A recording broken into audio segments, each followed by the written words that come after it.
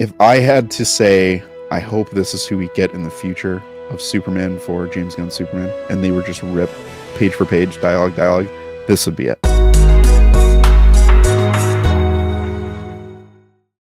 Today, coming at you with Superman for All Seasons, Jeff Loeb, art by Tim Sale, 4-issue miniseries that came out in 1998. So definitely stay tuned throughout this episode because we got a lot to talk about with this one. We are your favorite trio of hosts, Lou, Spider Brando, and myself, Hero Scroll. Gentlemen, let's get into it. Let's talk about Superman for All Seasons. For those that don't know, this is a 4-issue miniseries that really takes on or tackles the humanity of Clark Kent. Really gives you a good idea as to what makes the man behind Superman, right? And they tell it narratively through these 4 issues, right? And each issue takes place in a season. So spring, summer, fall, and winter. And it is told through 4 different narrators. So 4 different points of view for Superman. Works really, really well. But Lou, what do you think about Superman for All Seasons, having read it in preparation for this episode? Yeah, listen, on the heels of reading Kingdom Come, I was actually, to be quite honest with you, not wholly looking forward to this one. I actually was looking forward to All-Star Superman next. However, going through this from the very jump when I got back into it, the comfort is the best way I can describe how I felt. Was just like, we are back to the roots, back to basics. Like, this just feels like Superman, which is so fun because on the heels of us doing the Kingdom Come video, I was like, man, I love this Superman. I love this story. And then you get into this and you're like, oh my, like you fall in love with Superman all over again. The seasons, the symbolism, the point of view and perspectives, the beginning to ultimately him becoming, that kid from Smallville to that man in, Metropolis type of thing. It was just a fun journey to go on where it didn't feel overwhelming. It didn't feel like a daunting task. It felt like a smooth, easy read that like you're just sitting on the clouds, just reading along as you're listening to the story by Tim Sale and then getting the art with Jeff Loeb. It's like, I know we talked about Alex Ross's art. It's fantastic. But there's something about the art in this that just, I know everyone says that Americana style, you hear it thrown around loosely, but man, do they embody this in this story for Superman. It felt really, really refreshing. And I think we were talking about it off screen. It's like a freshly squeezed glass of lemonade that you got from a stand on the side of the road. If I had to say, I hope this is who we get in the future of Superman for James Gunn's Superman, and they were just ripped page for page, dialogue, this would be it. Yeah, for sure. And this is definitely a good intro into Superman. And SB, I think maybe you can definitely touch on this and also tell us your feelings overall because you read All-Star Superman first. So how was your experience in going from that into this? I had All-Star Superman was the first Superman comic I ever read, surprisingly. And then I had the Grant Morrison omnibus that's like right there. And then For All Seasons. So I had a lot of Morrison kind of like background in me and his way that he handled Superman. But getting to see like just a quick couple issue book just like For All Seasons and getting like the core of the character all in one swoop was beautiful for me because I loved All Star for kind of getting me into the whole lore of Superman, but For All Seasons was able to get me like dead smack into like the why and how and like just the embodiment of hope that Superman is. And it was beautiful. It was quick, easy read also. Like it really doesn't require any background knowledge of Superman whatsoever. Its story is very, very quick. Being only like 4 issues. There's not a lot of dialogue on the panels. So it makes it nice and easy to read. And obviously not having to know like so much Superman lore helps it. But knowing the Superman lore and just kind of like getting that reaffirmation of what hope is and why Superman does what he does, kind of just like how he goes through that same journey through this book. Amazing. Yeah, no, great point of view there. This for sure is one of those that took me by surprise because the first time I read this, I had known about Jeff Loeb, Tim Sale, and I didn't really understand fully their partnership. I had read Spider-Man Blue, but I think until you read kind of this and Batman: The Long Halloween, it takes a different view, honestly, because the Marvel books are so, at least in my opinion, they're very different for what they aim for between the Batman and the Superman books, right? In exploring each character. But this one, Lou, you kind of said it. It's just a comforting thing. It feels like a warm hug in a comic book, which is so interesting because a lot of the time, and you hear us talk about it a lot, how it's like Superman is the hope, and you'd still get that here, but it's also like really just believing in human kindness. And when you think about a lot of the books that were coming around or coming out around this time, a lot of them don't focus on that. Again, this is coming out in the late 90s. And while we're still kind of winding down on the darker superhero, they still are very prevalent. And heck, again, you look at the other book that they did before this, being Batman: The Long Halloween, and you see how gritty, how dark that book is. It's a complete opposite feel. So for them to come out with this and really make you feel like if I want someone to save me, it needs to be Superman. Yeah. That's who I want coming down out of the sky to help me. In real quick to that point, though, I think that's one of the best things that you can pull from this story specifically, because as they're exploring Clark Kent and Superman, you come across a hero who is selfless, who truthfully is going to do the good thing, but wants nothing in return. I'm doing it because it's the right thing to do. I'm not doing it because I'm going to say you owe me one. Mm-hmm. It's just pure kindness out of him.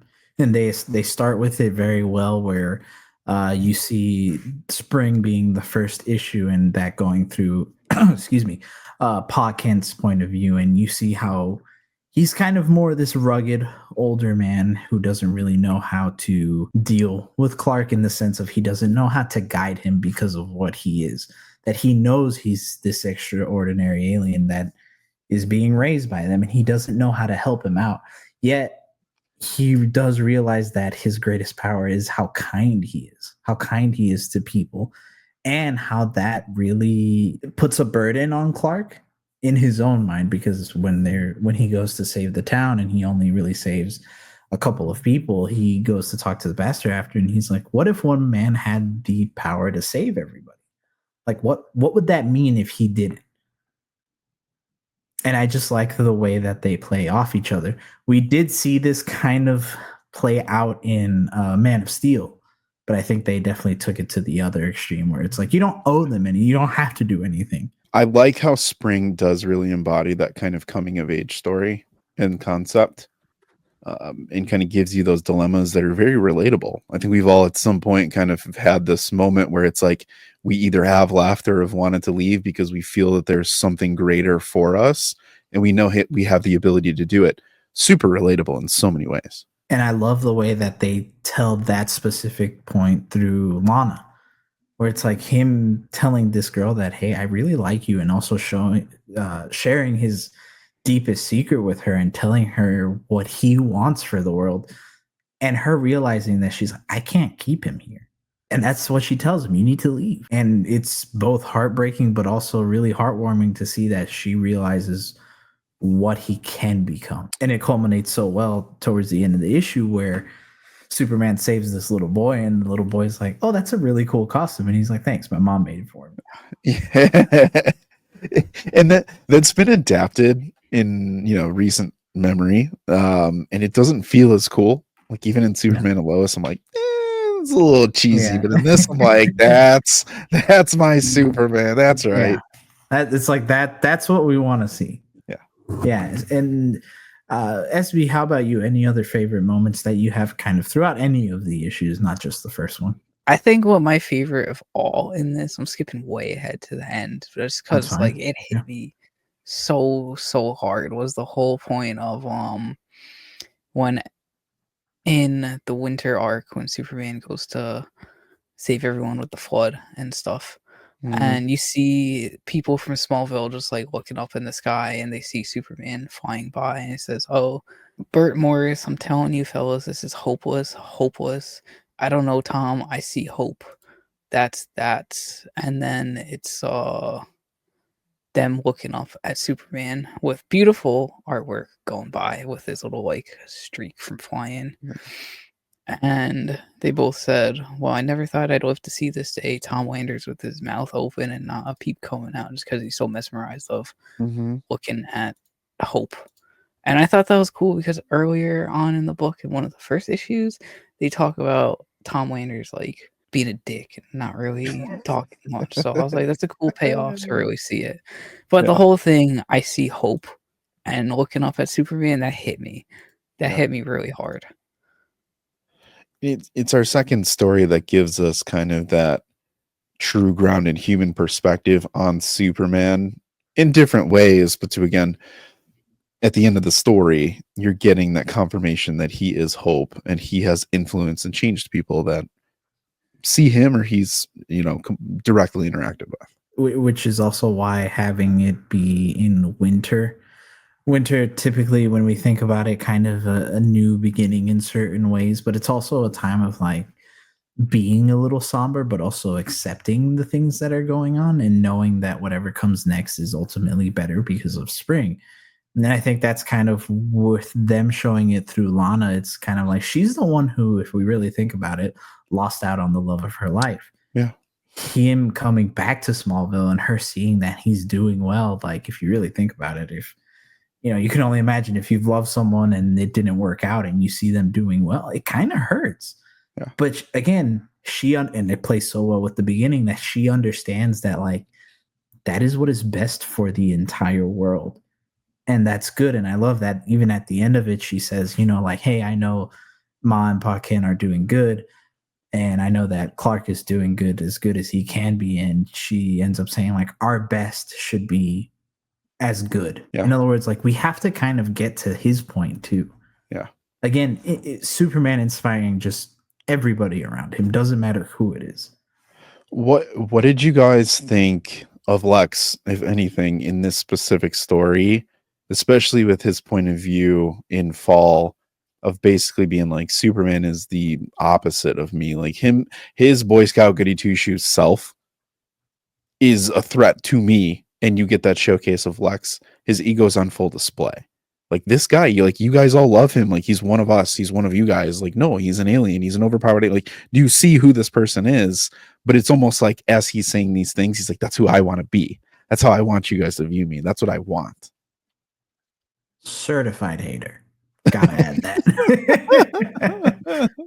No, honestly though, I want this version of Lex Luthor in Superman, in James Gunn's Superman. And I know we'll talk about that later, but just the disdain and jealousy that he has for Superman, for Clark, is so good because he knows that he's a good man and he hates it. He hates that he cannot inspire people or help people in the same ways that no matter what good or as much good as LexCorp can do, he will never be able to win the public's heart in the way that Superman has. And that eats at him, because even I think one very subtle panel, because typically when we think about Lex Luthor, we think about this ruthless like villain.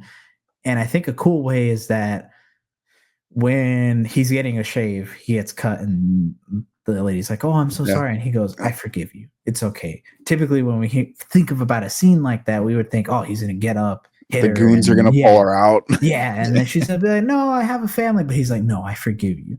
Like, clearly he's trying to that adage of like, fake it till you make it. That's what Lex is.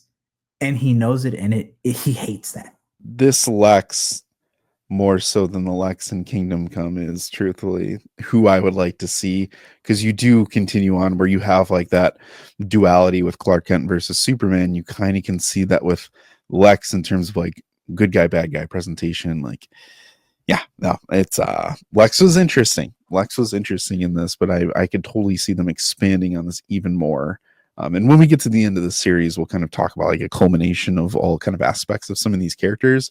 But bookmark this one about Lex specifically. Yeah, especially since like they do also a very good job of with him being fall and fall. We normally think about things dying, things decaying, and that's what happens. We see him really kind of try to test and decay the morals of Superman, where he poisons basically the entire city, and he's like, "Hey, I'm the only one." And Superman basically comes up, asks him for help, and he's like, "Are you really going to do this?" And he says, "I don't like what you stand for," but he says, "I am." Basically like, I am better than you, so yes, help me. Yeah. And he does have to pay a price with the death of Toxin, and that we see that take a toll on Superman. Yeah. But we see that it doesn't knock him down all the way, or it knocks him down, but he gets back up at the end of the story. What did you guys think about the second issue, the last one that we'll kind of talk about, but the second in the story with Summer, it focusing through Lois Lane? Another peak panel in that one. I liked her dialogue because that one questions obviously pretty much everything about Superman and how she kind of like coined the term, which I thought was cool. It kind of, that's what really puts you on like the why does Superman do what he does after kind of like getting Lana's perspective, or not Lana's, in the next issue. Then you get Lana's perspective to really kind of like answer all the questions that Lois had, which was cool. I was going to say to that point though, even with Lana, and I was going to bring it up earlier, it's like the one thing that's cool that they put on display is, although you get, you have Pa Kent, you have Lois, you have Lana, you even have Lex. At the core of that, obviously, is Superman with Clark Kent and having his own kind of internal struggle with kind of like who he is and who he wants to be throughout these stories in the 4 issues. But you are getting only these other outside characters who are getting to know part of who Superman is. And it's kind of their perspectives that give you kind of that shape. And then you kind of have the supporting, like you're talking about with the human elements to it. But I do love how Lois does give you kind of that more insight. And even Jimmy with like, this is Superman, not necessarily Clark in a lot of ways, but this is Superman. And I think it is kind of a cool balance, but also interesting that Lana feels like the bigger relationship in this story than traditionally Lois is, but still a cool perspective on him. Yeah, and I like how they do that, where they don't make her the focus, but clearly she's such a big part of the Superman mythos that it's like they kind of have to dedicate an issue to her. Not have to, but it would feel odd if they didn't. And I like the fact that clearly they did it with Summer. When we think about Summer, we think about Heat, and clearly that there's that special connection that they have, and they kind of allude to it. But it's also like Summer is kind of the time for maturing in some ways, and we see that that's what Superman is doing. He's stepping into his role as Superman for the people, and people are starting to notice it and have this appreciation for him. But he is also maturing by realizing like the world kind of sucks sometimes, and that makes me miss my parents. And again, like when you get to that age to where like you're out in the world and you get to see some of that, like it does weigh on you a little bit. And sometimes you do have to go back to your parents if they're involved in your life and ask for some help, ask for some advice. Just hear, I'm proud of you. Yeah. Which is what they tell him. So yeah, overall, this book is fantastic, right? It has some of the coolest things. Something that I think we should definitely touch on: the art by Tim Sale. Yeah. So good. So freaking good. What would you say is kind of like one of the standout aspects of it for you? I don't know. Every panel is just kind of like captivating. I like just how colorful it is and how open the world feels, kind of. Like there's some depth into the background of all the scenes, but then obviously Superman has his nice detail on him. But also in some shots, just nice, plain and simple with not too much detail. So it's a cool like balance of art. The pastel they use, like they tried to make like pastel themed, and I think it was really good, especially showing in that one panel that I was talking about with the whole Superman flying by and the streaks at the bottom. Yeah, that looks so clean artwork wise. Yeah, once we start talking about art again, this is where like that whole Americana style comes in. You'll always see people compare it to give vibes that are reminiscent of like a Norman Rockwell is always something I've always heard. And Mhm. the thing that I think is one of the coolest pieces of this is Superman always sticks out, but very subtly. Yeah. In terms of the way he's drawn, his size, his scale to wherever he's at, he always feels larger than life, but the story grounds him in a way that like it doesn't feel over your like in your face. It's overly flashy, but like there are soft muted tones and palettes throughout this entire book. But then you get Superman, and it's that he feels brighter. The S stands out, his blue stands out, the red stands out. Everything about him just feels like he is that beacon. So whenever he is flying by and you do see those streaks are some of my favorite things in this entire panel. And for some people, they're like, oh, it's so simple. It feels so right and intentional, and just adds, just continues on that like that change of pace with the motion that each panel is giving you, that the art delivers. The funny thing is that when you really do boil it down, yes, it is that simple. But then how come we don't talk about any other book like we do these by Tim Sale? Yeah. So that, I think, in its own tells you how well this stands out from everything else. Because yeah, it is very, in certain ways, simplistic, but clearly, it again, to your point, he just stands out in everything that he does. All the other characters feel great; they look great, and it's so intentional, especially for Superman. Again, we kind of talked about it earlier, how coming off the Long Halloween, that's darker, more gritty, night and day difference, quite literally. Yeah. In every single way. In Long Halloween, lots of sharp edges, very dark, very like almost creepy looking people sometimes. But in For All Seasons, these feel like everyday people, even Superman. And I think we were talking about it off screen. And I think, Lou, I said that it's interesting to me the way that he draws Superman, how typically when we think Superman, we constantly think this Greek Adonis of a man that's like chiseled out of stone, a la Henry Cavill. Mhm. But here it's like he almost looks like a pudgier man in some ways, not in a bad way, but like he just feels like your everyman. But that adds so much to it because you can think, oh man, Superman's just your everyman. Yeah. Visually, you can go through and not read. I wholeheartedly believe they did it so well to where you don't have to read any dialogue in this. You just blur it all out, and you can go through season by season and be like, I get it. And I think that's so hard to do. So hard to do. Absolutely. And again, clearly this book stands the test of time if James Gunn is trying to bundle it with all these other Superman stories. But then also on our research, we came across the fact that this is also taught in certain comic schools, which is very interesting because this is a very good story that fulfills a lot of different things.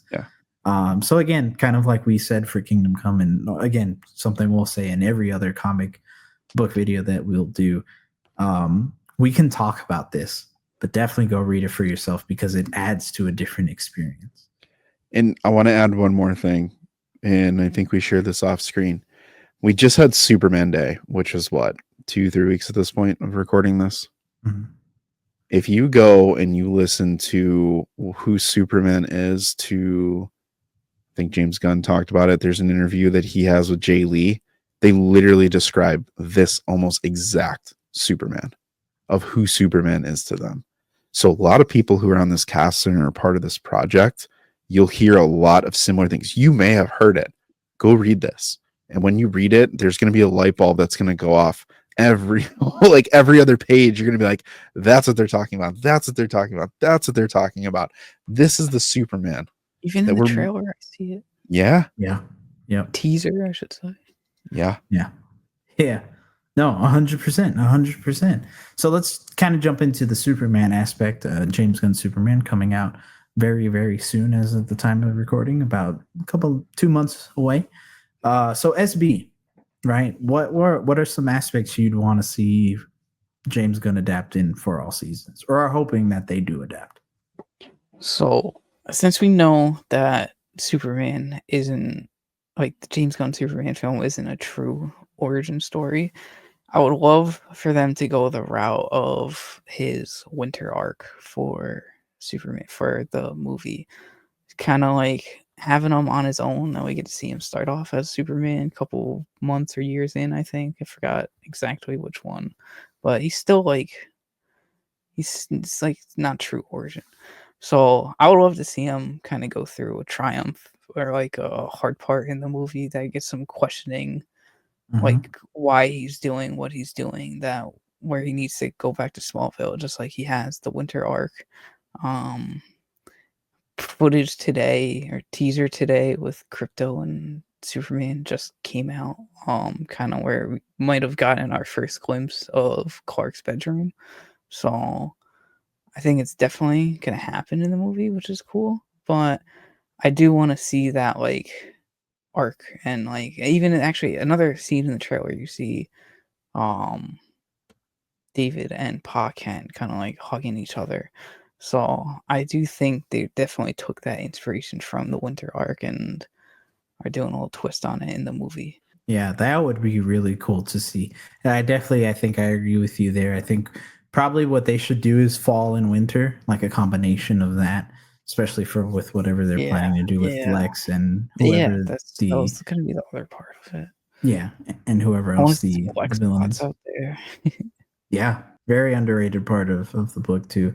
I really hope they also adapt and I think SB you kind of said it, how expansive the world feels, like how big the world feels, and how in certain ways little Superman feels in it. That's why when he goes into space in I think issue 2, it feels like a big Mhm. deal. And I think that's the kind of thing that they should do so that when these alien threats come, it's like we have this Superman, but like this is still out of his or out of his out of his comfort level. So I think like that's something they should definitely adapt as well. And I think all those, because like taking what we were saying for the last couple weeks on this is like world building, it's going to feel bigger. We know there's going to be team ups. I think there's going to be a part of this, whether it's in the first act or not. I could wholeheartedly see them doing kind of 4 mini sub seasons within that first third of the movie. And I think for me, the big thing to really drive this home for the characters, because it is going to be a decent sized roster, I really think it's the narration style that they take first and foremost through this and just give you the perspective of who Superman is through core characters. You have the Pa Kent version of him recounting his story or telling. You are going to have the Lois telling the story of kind of that upstart that's coming into the city, and he has his first appearance, but then you also get him, like they showed in the trailer, of his first day at the Daily Planet type of thing. And I think if you just get these point of views that make, to your guys' point, Superman feel smaller in this really big world. And for the fans, it's going to be even bigger because we know that this is going to lead to more things and more projects, and this is setting the tone.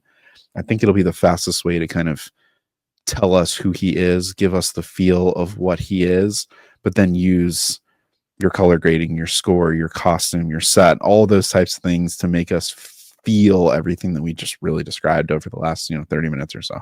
They definitely have a lot to play with, I think, in this book thematically, especially probably more so than I want to say all the other books that we're going to talk about during this month. I think the only other one that comes close is Kingdom Come, just because of how dense of a book that is on its own. But they can definitely set a nice foundation for what this version of a Superman is going to feel going forward. Yeah. And I think that that's a version of a Superman that we haven't had in a long time, to be honest. And I think to the point though, if you think about the movie of kind of the setup and the expectation of what we're going to get is it's not necessarily an origin story, but that's again what we talked about with this book of recounting who he is. But we know at some point this story is going to get much bigger. And again, it's we've been saying it, it's a fast, it's a quick, it's an easy, light read to where you don't feel like it was too short, but it doesn't feel like it overstayed its welcome and it's too long. I really think this is a good blueprint for them to just say, like, here's the Superman part of what is teetering on an ensemble-ish movie, but it's still Superman's movie. Yeah. It's funny you bring that up. I don't want to get into it on here, but it's funny you bring that up because I just saw a tweet complaining about how the movie's an ensemble movie, and the fourth character on that list was Supergirl, and I'm like, she's not even in the movie. And like that list of all characters or core Superman characters that are like important to his story. Yeah. And I'm like, how are you going to complain about it being an ensemble because his co-workers from the Daily Planet are in there? Go read for all seasons the ensemble story. Yeah. And he'll be like, holy crap, look at all these other characters they're adding. But, yeah, this book was just really, really good. Really enjoyable. I really hope Gunn definitely takes that inspiration from it, like we're predicting. Yeah. Clear Horizon. I think they will. I do think they will. I think out of all of these, this is probably the one that I think all three of us, and I'll say this for all three, I think we feel the strongest that they'll adapt this or take the most from this. Yeah. Long term could be All-Star, but at its core, definitely this. Yeah. Again, good thing is we don't have to wait too much longer. As of recording, this Wednesday, a Superman trailer is going to be coming out, so we'll kind of have more information. But also, again, 2 months we're going to be watching this movie and kind of being able to talk about, did they do for all seasons? How much did they take? Hopefully, when we watch it, it's a lot more than I think we all originally thought. Because if they do that, I think they're setting themselves up to have the best version of a live action Superman ever, bar none. But that's why you got to make sure you stay tuned to us here at the Point 3 podcast, because we're going to be talking about it when that time gets here. But again, we're not done with Superman. Next week, we are talking about Superman, Whatever Happened to the Man of Tomorrow, a book that I think none of us have read as of yet. Oh, you have read it. Well, none of us have read prior to this, better say, prior to preparing for this. So I think that one's going to be really interesting, very exciting. So definitely stay tuned to that. If you haven't, make sure you subscribe to us and make sure you join all our social medias and join us on Discord, because we are talking about this kind of stuff every day. But we have been your favorite trio of hosts, Lou, Spider Brando, and myself, Hero Scroll. Until next time, remember to always keep looking up at the sky and doing the three most important things that we do every day here at the Point 3 podcast. Just keep watching, keep reading, keep nerding out, and we will see you in the next installment of Super May.